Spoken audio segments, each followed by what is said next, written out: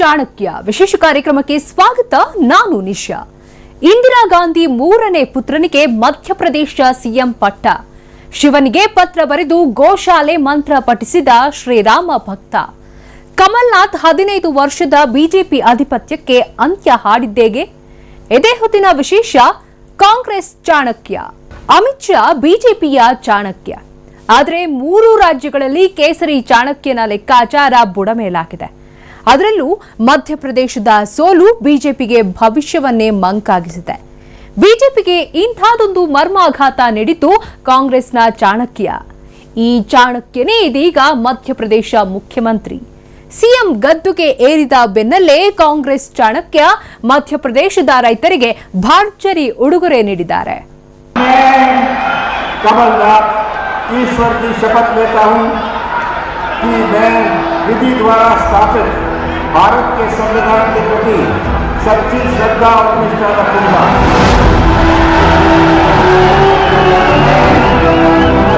ಮಧ್ಯಪ್ರದೇಶದಲ್ಲಿ ಕಮಲ್ನಾಥ್ ಯುಗ ಆರಂಭವಾಗಿದೆ. 15 ವರ್ಷಗಳ ಬಳಿಕ ಮಧ್ಯಪ್ರದೇಶದಲ್ಲಿ ಕಾಂಗ್ರೆಸ್ ಆಳ್ವಿಕೆ ಶುರುವಾಗಿದೆ. ಹಿಂದಿ ಹೃದಯ ಭಾಗದಲ್ಲಿ ಬಿಜೆಪಿ ಭದ್ರಕೋಟೆ ಕೆಡವಿದ ಕಾಂಗ್ರೆಸ್ನ ಚಾಣಕ್ಯನಿಗೆ ಮುಖ್ಯಮಂತ್ರಿಯಾಗಿ ಪಟ್ಟಾಭಿಷೇಕವಾಗಿದೆ.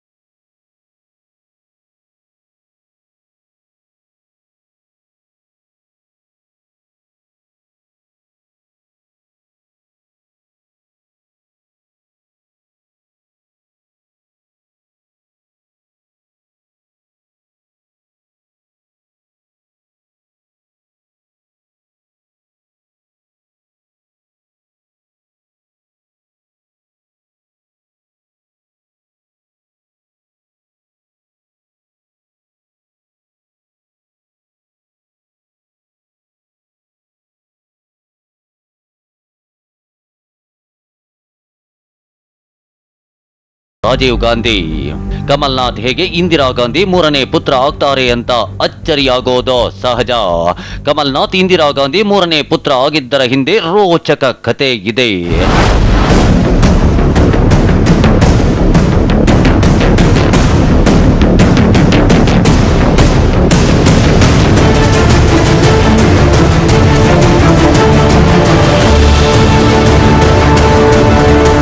ಮಧ್ಯಪ್ರದೇಶದಲ್ಲಿ 15 ವರ್ಷಗಳ ಬಿಜೆಪಿ ಆಡಳಿತಕ್ಕೆ ಅಂತ್ಯ ಹಾಡಿದ ಕಾಂಗ್ರೆಸ್ಗೆ ಮುಖ್ಯಮಂತ್ರಿ ಆಯ್ಕೆ ಕಗ್ಗಂಟಾಗಿತ್ತು. ಒಂದು ಕಡೆ ಮಧ್ಯಪ್ರದೇಶ ಕಾಂಗ್ರೆಸ್ ಅಧ್ಯಕ್ಷ ಕಮಲ್ನಾಥ್, ಮತ್ತೊಂದು ಕಡೆ ಯುವ ನಾಯಕ ಜ್ಯೋತಿರಾದಿತ್ಯ ಸಿಂಧಿಯಾ. ಇಬ್ಬರಲ್ಲಿ ಯಾರಿಗೆ ಮುಖ್ಯಮಂತ್ರಿ ಪಟ್ಟ ನೀಡಬೇಕು ಅನ್ನೋ ಜಿಜ್ಞಾಸೆಯಲ್ಲಿ ರಾಹುಲ್ ತೊಳಲಾಡಿದ್ರು.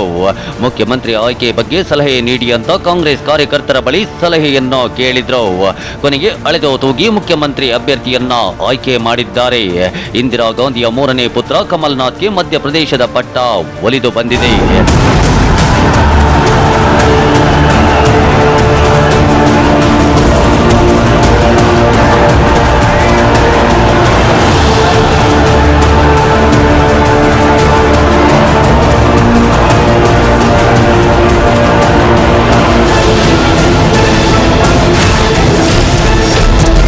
ಸಿಎಂ ಗದ್ದುಗೆ ಏರಿದ ಬೆನ್ನಲ್ಲೇ ರೈತರ ಸಾಲ ಮನ್ನಾ. ಹೌದು, ಕಮಲ್ನಾಥ್ ಮುಖ್ಯಮಂತ್ರಿ ಹುದ್ದೆಗೆ ಏರಿದ ಬೆನ್ನಲ್ಲೇ ಮಧ್ಯಪ್ರದೇಶ ರೈತರಿಗೆ ಭರ್ಜರಿ ಉಡುಗೊರೆ ನೀಡಿದ್ದಾರೆ. 2 ಲಕ್ಷದವರೆಗಿನ ಸಾಲ ಮನ್ನಾ ಮಾಡುವ ಮಹತ್ವದ ತೀರ್ಮಾನ ತೆಗೆದುಕೊಂಡಿದ್ದಾರೆ. ರೈತರ ಸಾಲ ಮನ್ನಾ ಕಡತಕ್ಕೆ ಮೊದಲು ಸಹಿ ಹಾಕಿ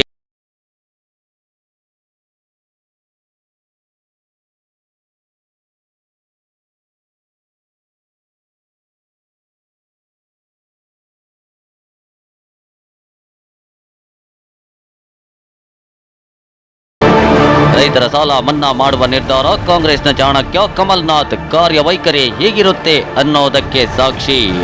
ಇನ್ನು ಕಮಲ್ನಾಥ್ ಮಧ್ಯಪ್ರದೇಶದಲ್ಲಿ 15 ವರ್ಷಗಳ ಬಿಜೆಪಿ ಅಧಿಪತ್ಯವನ್ನ ಅಂತ್ಯ ಹಾಡಿದ್ದು ಹೇಗೆ? ಇದಕ್ಕಾಗಿ ಕಮಲ್ನಾಥ್ ಬಳಸಿದ ಹಿಂದುತ್ವದ ಅಸ್ತ್ರವೇನು? ಮಧ್ಯಪ್ರದೇಶ ಚುನಾವಣಾ ಫಲಿತಾಂಶದ ದಿನ ಅಧಿಕಾರಕ್ಕೆ ಏರಲು ಬಿಜೆಪಿ ನಡೆಸಿದ ಪ್ರಯತ್ನ ಹೇಗಿತ್ತು? ಕಾಂಗ್ರೆಸ್ ನಾಯಕರು 7 ಗಂಟೆ ಅವಧಿಯಲ್ಲಿ 3,000 ಫೋನ್ ಕರೆಗಳನ್ನ ಮಾಡಿದ ಮರ್ಮವೇನು? ಈ ಎಲ್ಲ ಪ್ರಶ್ನೆಗಳಿಗೆ ಉತ್ತರ ಹೇಳ್ತೀವಿ. ಆದ್ರೆ ಅದಕ್ಕೂ ಮೊದಲು ಕಮಲ್ನಾಥ್ ಇಂದಿರಾ ಗಾಂಧಿ ಅವರ 3ನೇ ಪುತ್ರ ಆಗಿದ್ದು ಹೇಗೆ ಅನ್ನೋದನ್ನ ತೋರಿಸ್ತೇವೆ ನೋಡಿ.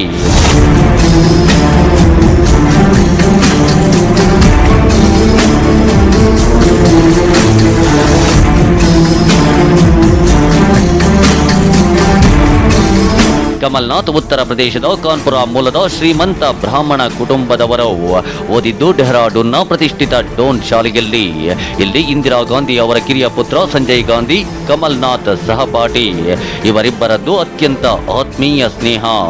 ಈ ಸ್ನೇಹವೇ ಕಮಲ್ನಾಥ್ರನ್ನ ಇಂದಿರಾ ಗಾಂಧಿ ಕುಟುಂಬಕ್ಕೆ ಹತ್ತಿರ ತಂದಿತ್ತು. ಆರಂಭದಲ್ಲಿ ಯುವ ಕಾಂಗ್ರೆಸ್ನಲ್ಲಿ ಗುರುತಿಸಿಕೊಂಡ ಕಮಲ್ನಾಥ್ ಇಂದಿರಾ ಗಾಂಧಿ ಪರ ಕೆಲಸ ಮಾಡಿದ್ರು.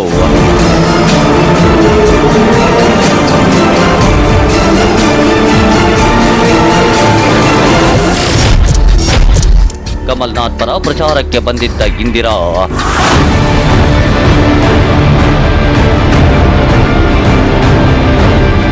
ಇಂದಿರಾ ಗಾಂಧಿ ತುರ್ತು ಪರಿಸ್ಥಿತಿ ಬಳಿಕ ಸೋತು ಸುಣ್ಣವಾಗಿದ್ರು. 1980ರ ಮಹಾ ಚುನಾವಣೆ ಇಂದಿರಾ ಪಾಲಿಗೆ ನಿರ್ಣಾಯಕವಾಗಿತ್ತು.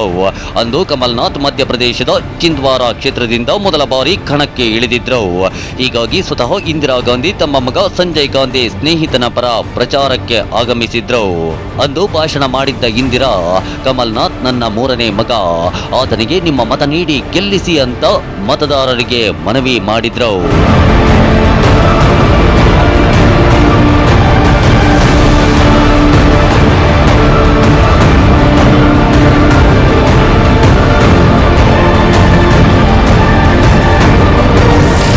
ಇಂದಿರಾ ಪ್ರಚಾರದ ಬಲದಲ್ಲಿ ಕಮಲ್ನಾಥ್ ಆಯ್ಕೆಯಾಗಿದ್ರು.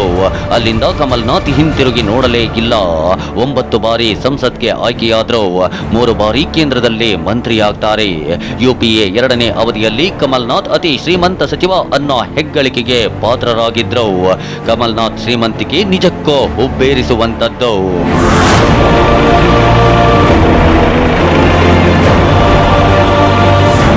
ಶ್ರೀಮಂತ ಉದ್ಯಮಿ ಕುಟುಂಬದಿಂದ ಬಂದ ಕಮಲ್ನಾಥ್ ಘೋಷಿತ ಆಸ್ತಿಯೇ 250 ಕೋಟಿಗೂ ಅಧಿಕ. ಕಮಲ್ನಾಥ್ ಕುಟುಂಬ 40ಕ್ಕೂ ಹೆಚ್ಚು ಕಂಪನಿಗಳಲ್ಲಿ ಪ್ರತ್ಯೇಕ ಪರೋಕ್ಷ ಹೂಡಿಕೆ ಮಾಡಿದೆ. 90ರ ದಶಕದಲ್ಲಿ ಅದ್ದೂರಿ ರೆಸಾರ್ಟ್ಗಳನ್ನ ಹೊಂದಿದ್ದ ನಾಯಕ. ಆದ್ರೆ ಎಷ್ಟೇ ಎತ್ತರಕ್ಕೆ ಏರಿದ್ರು ಗಾಂಧಿ ಕುಟುಂಬದ ಜೊತೆಗಿನ ನಂಟು ಅದೇ ರೀತಿ ಉಳಿಸಿಕೊಂಡಿದ್ರು. ಸಂಜಯ್ ಗಾಂಧಿ ಬಳಿಕ ಇಂದಿರಾ ಗಾಂಧಿ, ಇಂದಿರಾ ಗಾಂಧಿ ಬಳಿಕ ರಾಜೀವ್ ಗಾಂಧಿ, ರಾಜೀವ್ ಗಾಂಧಿ ಬಳಿಕ ಸೋನಿಯಾ ಗಾಂಧಿ, ಇದೀಗ ರಾಹುಲ್ ಗಾಂಧಿ. ಹೀಗೆ ಗಾಂಧಿ ಕುಟುಂಬದ 3 ತಲೆಮಾರುಗಳ ಜೊತೆ ಕಮಲ್ನಾಥ್ ಪರಮಾಪ್ತರಾಗಿ ಗುರುತಿಸಿಕೊಂಡಿದ್ದಾರೆ. ಕಷ್ಟ ಸುಖಗಳಲ್ಲಿ ಬೆನ್ನಿಗೆ ನಿಂತಿದ್ದಾರೆ.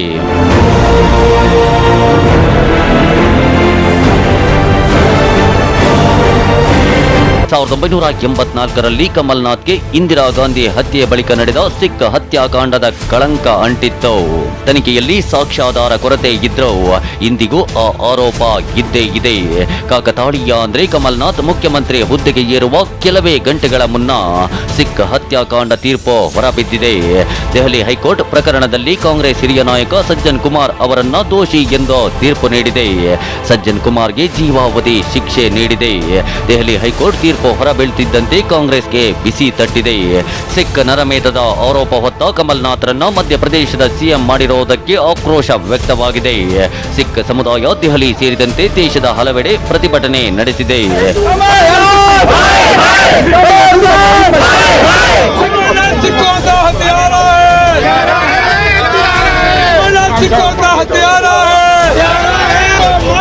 ಸಿಖ್ ಹತ್ಯಾಕಾಂಡದ ಕಳಂಕ ಇದ್ರೂ ಗಾಂಧಿ ಕುಟುಂಬಕ್ಕೆ ನಿಷ್ಠರು ಅನ್ನೋ ಒಂದೇ ಒಂದು ಕಾರಣಕ್ಕೆ ಕಮಲ್ನಾಥ್ರನ್ನ ಸಿಎಂ ಹುದ್ದೆಗೇರಿಸಲಾಗಿದೆ ಅನ್ನೋ ಆರೋಪವೂ ಇದೆ. ಆದರೆ ಕಮಲ್ನಾಥ್ಗೆ ಮಧ್ಯಪ್ರದೇಶದ ಸಿಎಂ ಪಟ್ಟ ಒಲಿಯಲು ಗಾಂಧಿ ಕುಟುಂಬದ ನಿಷ್ಠೆ ಒಂದೇ ಮಾನದಂಡವಲ್ಲ. ಇದಕ್ಕೆ ಬೇರೆಯದ್ದೇ ಕಾರಣಗಳು ಇವೆ.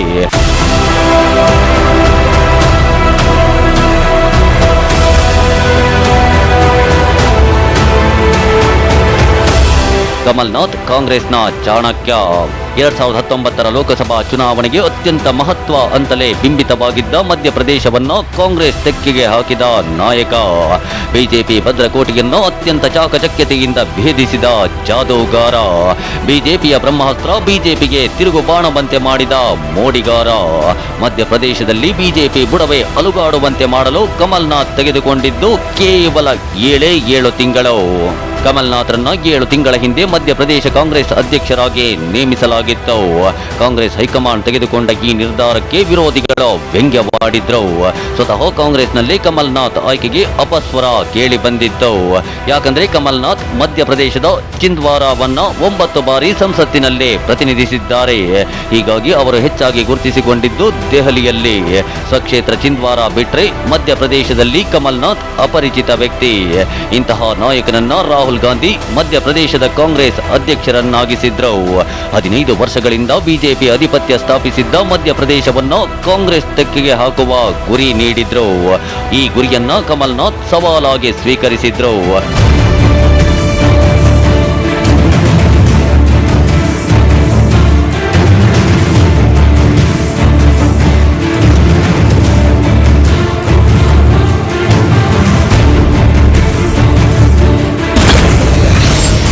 ಕಮಲ ಪಕ್ಷದ ವಿರುದ್ಧವೇ ಕಮಲ್ನಾಥ್ ಹಿಂದುತ್ವ ಬ್ರಹ್ಮಾಸ್ತ್ರ. ಮಧ್ಯಪ್ರದೇಶ ಕಾಂಗ್ರೆಸ್ ಅಧ್ಯಕ್ಷರಾದ ಕಮಲ್ನಾಥ್ ಭಾರಿ ರಣತಂತ್ರದೊಂದಿಗೆ ಅಖಾಡಕ್ಕೆ ಇಳಿದಿದ್ರು. ರಾಜ್ಯದಲ್ಲಿ ಭದ್ರವಾಗಿರುವ ಬಿಜೆಪಿ ಬೇರುಗಳನ್ನು ಅಲುಗಾಡಿಸಲು ಕಮಲ್ನಾಥ್ ಆಯ್ದುಕೊಂಡಿದ್ದು ಹಿಂದುತ್ವದ ಅಸ್ತ್ರ.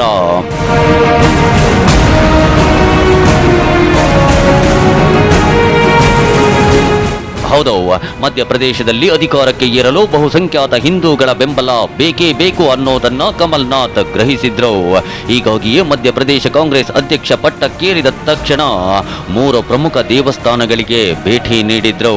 ಅಭಿನಂದನಾ ಪೋಸ್ಟರ್ಗಳು, ಫ್ಲೆಕ್ಸ್ಗಳಲ್ಲಿ ಈ ಫೋಟೋಗಳು ಹರಿದಾಡುವಂತೆ ನೋಡಿಕೊಂಡ್ರು. ಇನ್ನು ಕಾಂಗ್ರೆಸ್ ಅಧ್ಯಕ್ಷ ರಾಹುಲ್ ಗಾಂಧಿ ಮಧ್ಯಪ್ರದೇಶಕ್ಕೆ ಪ್ರಚಾರಕ್ಕೆ ಬಂದಾಗಲೂ ಇದೇ ತಂತ್ರ ಅನುಸರಿಸಿದ್ರು. ರಾಹುಲ್ ಗಾಂಧಿ ಜೊತೆ ದೇವಸ್ಥಾನಗಳ ದರ್ಶನ ಆರಂಭಿಸಿದ್ರು. ಸಾಕ್ಷಾತ್ ಶಿವನಿಗೆ ಕಮಲ್ನಾಥ್ ಬಹಿರಂಗ ಪತ್ರ. ಕೇಳೋಕಿದು ವಿಚಿತ್ರ ಅನಿಸುತ್ತೆ, ಆದ್ರೆ ಕಮಲ್ನಾಥ್ ಇಂಥದ್ದೊಂದು ಸಾಹಸ ಮಾಡಿದ್ರು. 12 ಜ್ಯೋತಿರ್ಲಿಂಗಗಳಿರುವ ಉಜ್ಜಯಿನಿಯ ಮಹಾಕಾಳನಿಗೆ ಪತ್ರ ಬರೆದು ಸಿಎಂ ಶಿವರಾಜ್ ಸಿಂಗ್ ಚೌಹಾಣ್ ದುರಾಡಳಿತಕ್ಕೆ ಅಂತ್ಯ ಹಾಡುವಂತೆ ಬೇಡಿಕೊಂಡ್ರು. ಹೇ ಮಹಾಕಾಳಜಿ, 5 ವರ್ಷಗಳ ಹಿಂದೆ ಶಿವರಾಜ್ ಸಿಂಗ್ ಚೌಹಾಣ್ ಮಧ್ಯಪ್ರದೇಶದ ಜನರ ಒಳಿತಿಗಾಗಿ ಕೆಲಸ ಮಾಡುವುದಾಗಿ ಆಣೆ ಮಾಡಿದ್ರು. ಆದ್ರೆ ರಾಜ್ಯದಲ್ಲಿ ರೈತರು ಸಂಕಷ್ಟದಲ್ಲಿದ್ದಾರೆ, ಯುವಕರು ನಿರುದ್ಯೋಗಿಗಳಾಗಿದ್ದಾರೆ, ಮಹಿಳೆಯರು ಮಕ್ಕಳ ಮೇಲೆ ಅತ್ಯಾಚಾರ ನಡೆಯುತ್ತಿದೆ. ಹೀಗಾಗಿ ಬಾಬಾ ಮಹಾಕಾಳ ಮಧ್ಯಪ್ರದೇಶದ ಜನರಿಗೆ ಶಿವರಾಜ್ ಸಿಂಗ್ ಚೌಹಾಣ್ ದುರಾಡಳಿತದಿಂದ ಮುಕ್ತಿ ಕೊಡಿಸಬೇಕು. ಕಮಲ್ನಾಥ್ ಈ ಪತ್ರ ಬರೆಯೋಕೆ ಒಂದು ಕಾರಣವೂ ಇತ್ತು. 2013 ಚುನಾವಣೆ ವೇಳೆ ಶಿವರಾಜ್ ಸಿಂಗ್ ಮಹಾಕಾಳನ ಸನ್ನಿಧಿಯಿಂದ ಜನಾಶೀರ್ವಾದ ಯಾತ್ರೆ ಆರಂಭಿಸಿದ್ರು. ಜನಪರ ಆಡಳಿತ ನೀಡುವುದಾಗಿ ಒಂದು ಚೀಟಿ ಬರೆದು ಹರಕೆ ಸಲ್ಲಿಸಿದ್ರು. ಇದೇ ಕಾರಣಕ್ಕೆ ಕಮಲ್ನಾಥ್ ಮಹಾಕಾಳನಿಗೆ ಪತ್ರ ಬರೆದಿದ್ರು. ಆ ಮೂಲಕ ಹಿಂದೂಗಳ ಮನಗೆಲ್ಲುವ ಪ್ರಯತ್ನ ನಡೆಸಿದ್ರು.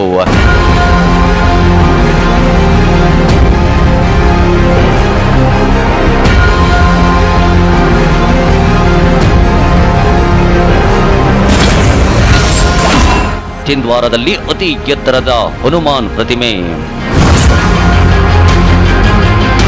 ಕಮಲ್ನಾಥ್ ಚುನಾವಣೆಗೂ ಮೊದಲು ಟೆಂಪಲ್ ರನ್ ಆರಂಭಿಸಿದ್ದು ನಿಜ. ಹಾಗಂತ ದೇವರ ಮೇಲೆ ಭಕ್ತಿ ಉಕ್ಕಿದ್ದೇ ಚುನಾವಣೆಗಾಗಿ ಅಲ್ಲ. ಕಮಲ್ನಾಥ್ ರಾಮ ಮತ್ತು ಹನುಮಂತನ ಭಕ್ತ. ಕಳೆದ ವರ್ಷ ಕಮಲ್ನಾಥ್ ತಮ್ಮ ಸ್ವಕ್ಷೇತ್ರ ಚಿಂದ್ವಾರದಲ್ಲಿ 101.8 ಅಡಿ ಎತ್ತರದ ಪ್ರತಿಮೆ ನಿರ್ಮಿಸಿದ್ರು. ಜೊತೆಗೆ ಹನುಮಾನ್ ದೇಗುಲವನ್ನ ನಿರ್ಮಿಸಿದ್ರು.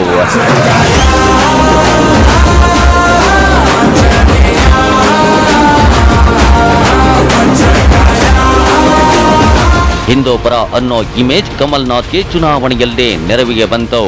ಪ್ರಚಾರದ ಉದ್ದಗಲಕ್ಕೂ ಟೆಂಪಲ್ ರನ್ ನಡೆಸಿದ ಕಮಲ್ನಾಥ್ ಮಧ್ಯಪ್ರದೇಶದಲ್ಲಿ ಶ್ರೀರಾಮ ಓಡಾಡಿದ ಜಾಗಗಳಿಗೆ ಉತ್ತಮವಾದ ರಸ್ತೆ ನಿರ್ಮಿಸುವ ಭರವಸೆ ನೀಡಿದ್ರು. ಅಷ್ಟೇ ಅಲ್ಲ, ಕಾಂಗ್ರೆಸ್ ಅಧಿಕಾರಕ್ಕೆ ಬಂದ್ರೆ ಮಧ್ಯಪ್ರದೇಶದ 21,000ಕ್ಕೂ ಹೆಚ್ಚು ಗ್ರಾಮ ಪಂಚಾಯಿತಿಗಳಲ್ಲಿ ಗೋಶಾಲೆ ತೆರೆಯೋ ವಾಗ್ದಾನ ನೀಡಿದ್ರು. ಸಾಫ್ಟ್ ಹಿಂದುತ್ವದ ಜೊತೆಗೆ ಕಮಲ್ನಾಥ್ ರೈತರ ಸಾಲ ಮನ್ನಾ, ಯುವಕರಿಗೆ ಉದ್ಯೋಗ ಸೃಷ್ಟಿ ಭರವಸೆ ಹುಟ್ಟಿಸಿದ್ರು. ಜೊತೆಗೆ ಗುಂಪುಗಾರಿಕೆಯಿಂದ ನರಳುತ್ತಿದ್ದ ಮಧ್ಯಪ್ರದೇಶ ಕಾಂಗ್ರೆಸ್ನಲ್ಲಿ ಒಗ್ಗಟ್ಟು ಮೂಡಿಸಿದ್ರು. ಹಿರಿಯ ನಾಯಕ ದಿಗ್ವಿಜಯ್ ಸಿಂಗ್, ಯುವ ನಾಯಕ ಜ್ಯೋತಿರಾದಿತ್ಯ ಸಿಂಧಿಯಾ ಜೊತೆ ಸಮನ್ವಯ ಸಾಧಿಸಿದ್ರು. ಎಲ್ಲರೂ ಒಗ್ಗಟ್ಟಾಗಿ ದುಡಿಯುವಂತೆ ಮಾಡಿದ್ರು. ಈ ದುಡಿಮೆಗೆ ಫಲ ಸಿಕ್ಕಿದೆ. ಕಾಂಗ್ರೆಸ್ ಜಯಭೇರಿ ಬಾರಿಸಿದೆ. ಗೆಲುವಿನ ರೂವಾರಿ ಕಮಲ್ನಾಥ್ಗೆ ಮುಖ್ಯಮಂತ್ರಿ ಸ್ಥಾನ ಒಲಿದು ಬಂದಿದೆ. ಆದರೆ ಮುಖ್ಯಮಂತ್ರಿಯಾಗಿ ಆಯ್ಕೆಯಾದ ಬೆನ್ನಲ್ಲೇ ಕಮಲ್ನಾಥ್ ಅಧಿಕಾರಕ್ಕೆ ಏರಲು ಬಿಜೆಪಿ ಕೊನೆ ತನಕ ಏನೆಲ್ಲ ಕಸರತ್ತು ನಡೆಸಿತ್ತು ಅನ್ನೋದನ್ನ ಬಹಿರಂಗಪಡಿಸಿದ್ದಾರೆ. ಸುದೀರ್ಘ 20 ಗಂಟೆಗಳ ಮತ ಎಣಿಕೆಯ ರಹಸ್ಯವನ್ನ ಬಿಚ್ಚಿಟ್ಟಿದ್ದಾರೆ. ಇದರ ಜೊತೆಗೆ ಫಲಿತಾಂಶದ ದಿನ ಕಾಂಗ್ರೆಸ್ 3,000 ಫೋನ್ ಕರೆಗಳ ಮರ್ಮವೂ ಬಯಲಾಗಿದೆ.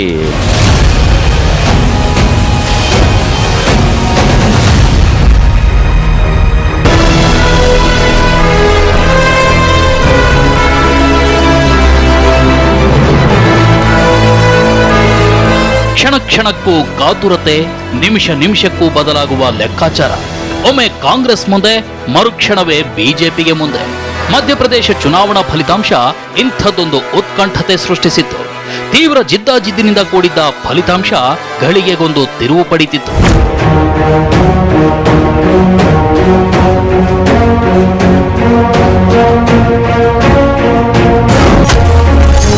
ಕಾಂಗ್ರೆಸ್ನಿಂದ 7 ಗಂಟೆಗಳಲ್ಲಿ 3,000 ಕರೆ. ಮತಚೀಟಿಯಲ್ಲಿ ಎಣಿಕೆ ತಡವಾಗುತ್ತೆ, ಆದ್ರೆ ಮತಯಂತ್ರದಲ್ಲಿ ಇಷ್ಟೊಂದು ವಿಳಂಬ ಯಾಕೆ ಅನ್ನೋ ಪ್ರಶ್ನೆ ಮೂಡಿಸಿತ್ತು. ಈ ಪ್ರಶ್ನೆಯೇ ಕಾಂಗ್ರೆಸ್ ಅನ್ನ ಚಿಂತೆಗೆ ದೂಡಿತ್ತು. ಆಡಳಿತಾರೂಢ ಬಿಜೆಪಿ ಮತಯಂತ್ರದಲ್ಲೇನಾದ್ರೂ ಗೋಲ್ಮಾಲ್ ನಡೆಸ್ತಿದ್ಯಾ ಅನ್ನೋ ಗುಮಾನಿ ಕಾಂಗ್ರೆಸ್ ನಾಯಕರಲ್ಲಿ ಮೂಡಿತ್ತು. ಇಂಥದ್ದೊಂದು ಅನುಮಾನ ಬಂದ ಕೂಡಲೇ ಕಾಂಗ್ರೆಸ್ ನಾಯಕರು ಅಖಾಡಕ್ಕಿಳಿದಿದ್ರು. ಭೋಪಾಲ್ನ ವಾರ್ ರೂಮ್ ಸೇರಿದ ಕಮಲ್ನಾಥ್, ಜ್ಯೋತಿರಾದಿತ್ಯ ಸಿಂಧಿಯಾ ಫೋನ್ನಲ್ಲೇ ಕಾಂಗ್ರೆಸ್ ಏಜೆಂಟ್ಗಳು ಚುನಾವಣಾಧಿಕಾರಿಗಳಿಂದ ಮಾಹಿತಿ ಪಡೆಯುತ್ತಿದ್ರು. ಹೀಗೆ 7 ಗಂಟೆಯ ಅವಧಿಯಲ್ಲಿ ಕಾಂಗ್ರೆಸ್ ನಾಯಕರು 3,000 ಕರೆ ಮಾಡಿದ್ದಾರೆ. ಹಾಗಾದ್ರೆ ನಿಜಕ್ಕೂ ಬಿಜೆಪಿ ಫಲಿತಾಂಶ ಬದಲಿಸುವ ದುಷ್ಕೃತ್ಯಕ್ಕೆ ಕೈ ಹಾಕಿದ್ದ?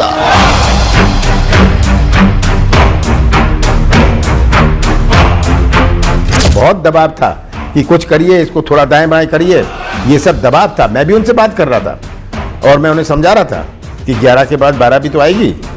तो ये मैंने साफ बात कही, केवल एक बात कही कि आप ट्रांसपेरेंट रहिए, आप सही काम करिएगा, आप अपनी शपथ जो आपने ली है, सर्विस की शपथ जो आपने ली है, इसका सम्मान करिएगा, इसकी इज्जत करिएगा. हमें और कुछ नहीं चाहिए, हम नहीं चाहते कुछ किसी की मदद करें.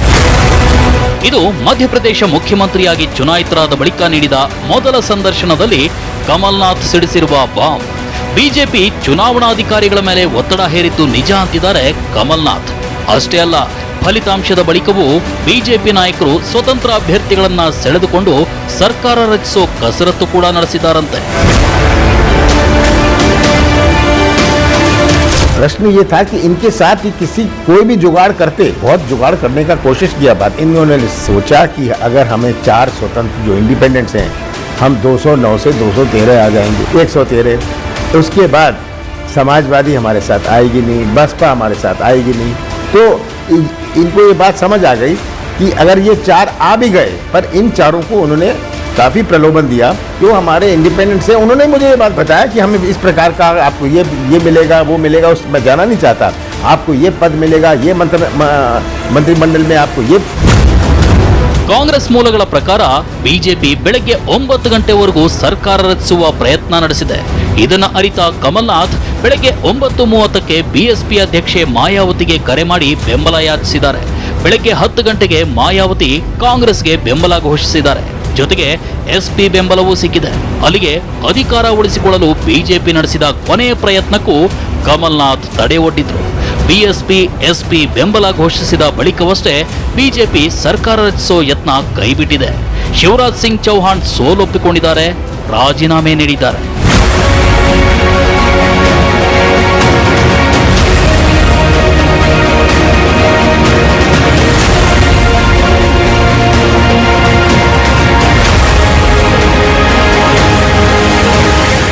ಕಾಂಗ್ರೆಸ್ ಚಾಣಕ್ಯ ಕಮಲ್ನಾಥ್ ತಂತ್ರಗಾರಿಕೆಯಿಂದ ಬಿಜೆಪಿಯ ಕನಸು ಭಗ್ನಗೊಂಡಿದೆ.